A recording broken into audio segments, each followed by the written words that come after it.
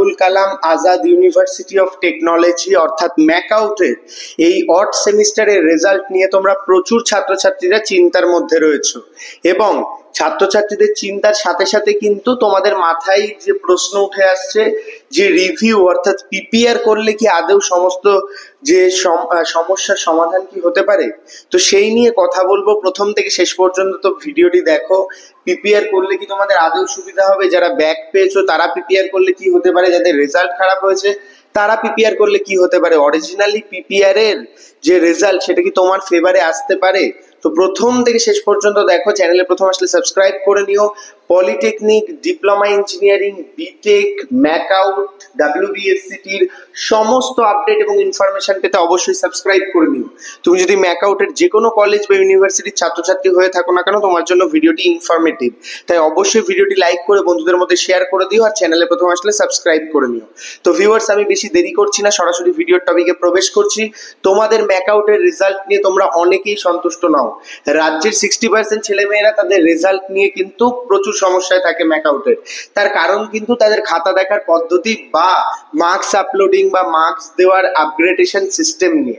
তো সর্বপ্রথম যেটা থাকছে, এবছর বা এই সেমিস্টার থেকে কিন্তু খাতা দেখার মানকে উন্নত করা হয়েছে এবং তাই জন্য কিন্তু তোমরা দেখতে পারবে যাদের রেজাল্ট খারাপ হয়েছে তারা কিন্তু মানে চিন্তার মধ্যে রয়েছে। এবার অনেকে রয়েছে যারা কনফার্ম 8 to 9 পাবেই, তারা 6 বা 7 পেয়েছে এবং সেখানে তাদের মনের মধ্যে প্রশ্ন, রিভিউ করলে কি আদেও সেই প্রবলেমটাকে রিসলভ হতে পারে? দেখো, আমি তোমরা যারা পাস করে গেছো তাদের উদ্দেশ্যে একদম ক্লিয়ার কথা বলছি, পাস করে গেছো মানে করে গেছো, আর সেখানে কাটাছেড়া করো না, আর পিপিআর করতে যেও না, কারণ পরবর্তীতে কিন্তু অন্য কোনো সমস্যাও হতে পারে। তো সেই ক্ষেত্রে তোমাদের ব্যাকও চলে আসতে পারে। তো তোমরা যারা পাস করে গেছো তারা কিন্তু আমার মনে হয় পিপিআর না করেই রিল্যাক্সে থাকো, পরবর্তী সেমিস্টারে ফোকাস করো।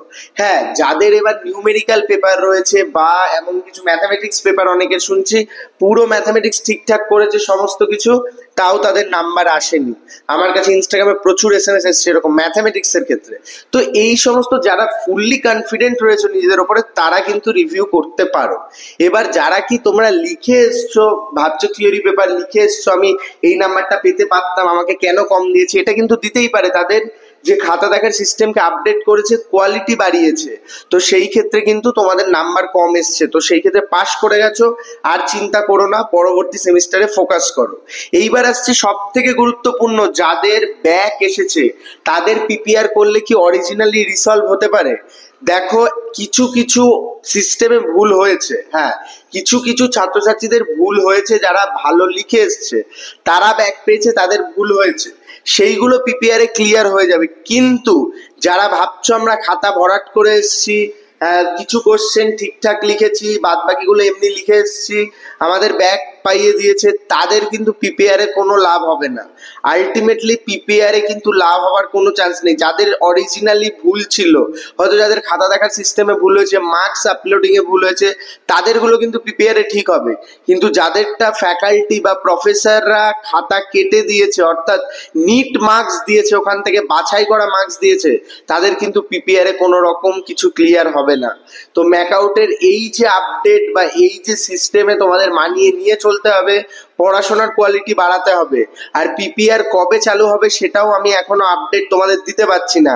ম্যাক্সিমাম চান্স রয়েছে এন্ড অফ ফেব্রুয়ারি বা মার্চ, যেটা আমার হিসাব বলে। তো সেই ক্ষেত্রে আপডেট আসলে তোমরা পেয়ে যাবে। তাই অবশ্যই ভিডিওটি বন্ধুদের মধ্যে শেয়ার করে দাও যারা পিপিআর করতে চাইছে। ফালতু যারা পাস করে গেছো তারা পিপিআর এ যেও না, যাদের ব্যাক এসছে তারা অবশ্যই অ্যাটেন্ড করো।